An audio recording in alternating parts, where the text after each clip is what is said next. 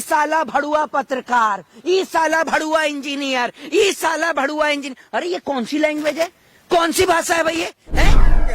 खंबे पे खड़ा, ई साला भड़ुआ इंजीनियर सड़क के बीचा बीच ये खड़ा कर दिया है ये खंबा, कोई इनसे पूछने वाला नहीं है। मनीष कश्यप तेल लगा के सरसों का, अब हिसाब होगा बरसों का, और बिल्कुल होगा हिसाब बरसों का। इन्होंने कोशिश करी महाराष्ट्र के मुख्यमंत्री उद्धव ठाकरे को बदनाम करने की, ये मुंबई तक पहुंच जाते हैं। ये व्यक्ति पत्रकारिता करते करते इतना निचले स्तर पे गिर जाता है कि ये किसी के बारे में ये भी नहीं सोचता कि ये क्या बोल रहा है और क्या नहीं बोल रहा। ये शाहरुख खान के लिए, उनके पिताजी के लिए किस प्रकार के शब्दों का इस्तेमाल करता है आपने देखा ही होगा। पठान फिल्म के दौरान इसने मुसलमानों के लिए कितना जहर देश और प्रदेश में घोला वो आपने देखा होगा। लेकिन अभी भैया सनो बवासीर, इनके जो समर्थक है, भैया पुलिस वाले हाथ पकड़ के रहे, थोड़ा थोड़ा भैया खाना टाइम से दे दीजिएगा, थोड़ा खाना टाइम से, और उसके बाद में ऐसे करके बैठे हैं। तस्वीरें हवाला से तो खबर ये भी आ रही है कि बैठने को कुर्सी भी नहीं दी गई है, जमीन पे बिठाया गया। बिल्कुल मुजरिम की औकात जमीन पर ही है। जो देश और प्रदेश के अंदर आंतरिक दंगे फैलाने की कोशिश करेगा उसकी जगह जमीन के ऊपर ही है, ये मैं आपको बता दूं। और ये अरे ये अपने आप को नेता बनने चला था, निर्दलीय चुनाव लड़ा, इसके गांव के लोगों ने तो इसको वोट नहीं दिया, मुझे लगता है घर परिवार वालों ने भी नहीं दिया होगा ऐसे वोट। ये ऐसा व्यक्ति है जो व्यक्ति के अंदर भाषा की नहीं, अरे बिल्कुल बिल्कुल रोएगा, अभी तो रुलाइए। एक बात आप मुझे बताइए, इस देश के अंदर गौरी लंकेश जैसे पत्रकार की हत्या हो गई, तब नहीं दिखा आपको कि लोकतंत्र खतरे में है? हैं? गौरी लंकेश जैसे सच्चे पत्रकार, रवीश कुमार, अजीत अंजुम, पुण्य प्रसून वाजपेयी, अभिसार शर्मा जैसे बड़े बड़े पत्रकार नेशनल टीवी में छोड़ दिए गए या निकाल दिए गए, उनके ऊपर तब आपको समझ में नहीं आया कि लोकतंत्र खतरे में था। मध्य प्रदेश में पत्रकारों को नंगा कर दिया गया, तब आपको समझ में नहीं आया। ये सना बवासीर तभी तो रो रहा है। सच्चा नहीं है ये झूठा है, और तभी इसका उतार रही बिहार की पुलिस का अच्छा है, ये बिल्कुल अच्छा है। अब मैं आपको बता दूं, नेता विजय कुमार सिन्हा जो अपोजिशन लीडर है वो कह रहे हैं कि इसका हिसाब लेगा बिहार की जनता लेगी। हाँ, बिहार की जनता हिसाब लेगी। तुम्हें पूछना पढ़े लिखे कितना जो हिसाब लोगे, पूछना गिनती आती है तुम्हें?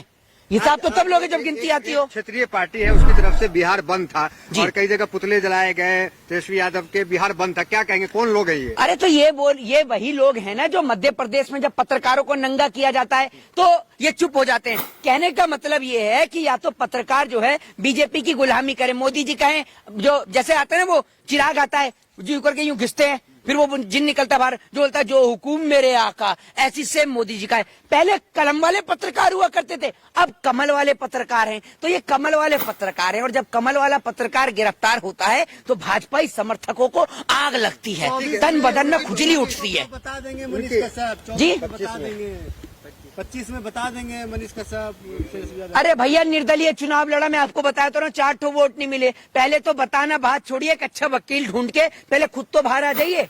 दूसरी बात ये, अभी क्या आप समझ रहे हैं तलवार इतने में ठंडी पड़ गई? नहीं, अभी तो तमिलनाडु की पुलिस भी ले जाना चाह रही है, तो तमिलनाडु की पुलिस लेके जाएगी तो आपको पता ही है। बस वो इतना ही कहते हैं कि हमें हिंदी आती है बहुत कम, बस इतना ही बोलता हूँ, वड़क्कम वड़क्कम वड़क्कम। वो वड़क्कम करते करते ही इनको इतना बढ़िया कर देंगे कि मनीष कश्यप पत्रकारिता तो करेगा, ये तो निष्पक्ष पत्रकारिता करेगा, झूठ नहीं फैलाएगा। क्या लगता है जो भाषा का प्रयोग वो अक्सर करते आए हैं, तो कौन सी यूनिवर्सिटी में वो भाषा सिखाई जाती है? ये भाषा सिर्फ कोई यूनिवर्सिटी में नहीं सिखाई जाती, ये मोदी हाई स्कूल के छात्र हैं, ये मोदी हाई स्कूल से पढ़े लिखे छात्र हैं। और तस्वीर आई है, मैं आपको बता, आरएसएस में सुबह निक्कर पहन के आपने देखा होगा, और यूं करके जनाब जो है ये सेल्फी ले रहे हैं ऐसे कर, और कुछ निक्कर वाले और खड़े हुए हैं। उस टाइम पर प्रमोशन नहीं हुआ था, अभी प्रमोशन मिला है। उस टाइम पे निक्कर ही चलता था आरएसएस वालों का, अभी तो फुल पैंट चल रही है, उस टाइम पे निक्कर ही चलता था। तो निक्कर में मनीष कश्यप, जी हाँ, मनीष कश्यप फुल पैंट में थे, बाकी सब निक्कर में ही थे जी।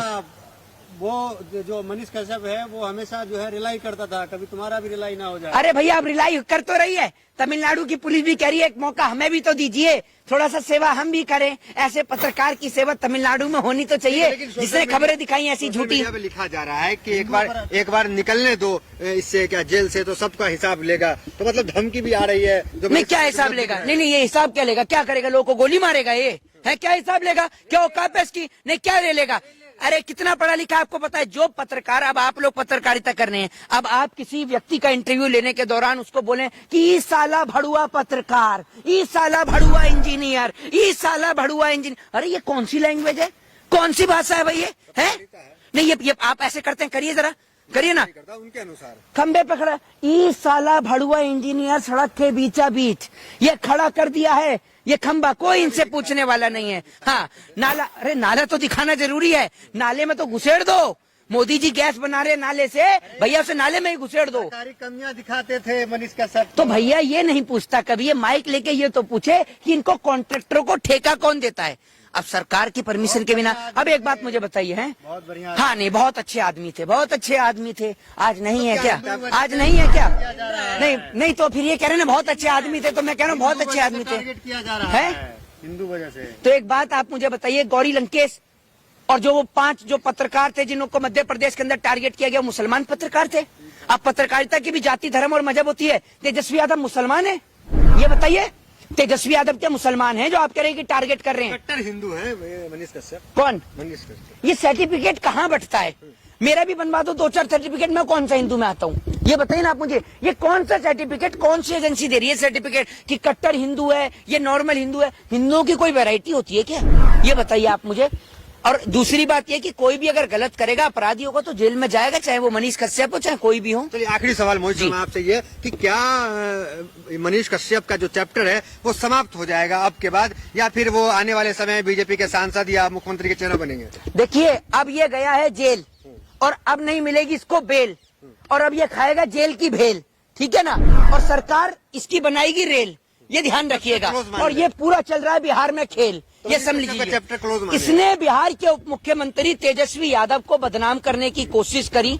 वो बंदा सीबीआई ईडी से नहीं डरा, उनके पिताजी सीबीआई ईडी से नहीं डरे, आईबीआईटी से नहीं डरे, तो इन जैसे सड़क छाप लोगों से डरेंगे? कि मैं आपको बता दूं कि मनीष कश्यप की गिरफ्तारी उन पत्रकारों के लिए एक चेतावनी है जो किसी प्रदेश के मुख्यमंत्री को बदनाम करने का प्रयास करते हैं। और बदनामी की बात सिर्फ बिहार की नहीं, तमिलनाडु की भी है।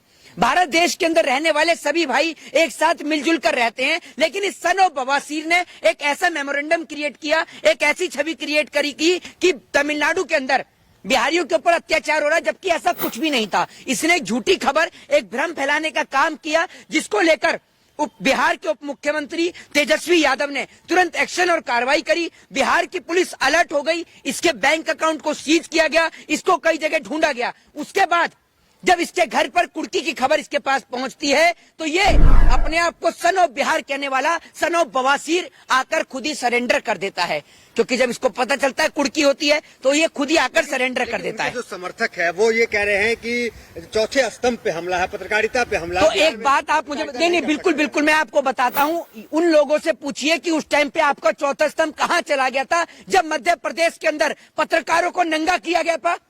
उस टाइम पे कहाँ चला गया था? उस टाइम भी तो देश के लोकतंत्र की धज्जियां उड़ रही थी। ये बताइए ना आप मुझे, जबकि उन पत्रकारों की तो कोई गलती नहीं थी, उन पत्रकारों की तो कोई गलती ही नहीं थी जिनको मध्य प्रदेश में नंगा किया था। आपने तस्वीरें देखी थी ना, वो सबके सामने थी वो तस्वीरें। यादव ने सन ऑफ बिहार को ललकारा है। भैया ये सन ऑफ बिहार नहीं, ये सन ऑफ बवासीर है। और अब बिहार की जनता कह रही है, और ये बात आप देख लीजिएगा, सोशल मीडिया पे जगह जगह पर ये चीज ट्रोल कर रही है कि तेल लगा के सरसों का अब हिसाब होगा बरसों का, और बिल्कुल होगा हिसाब बरसों का।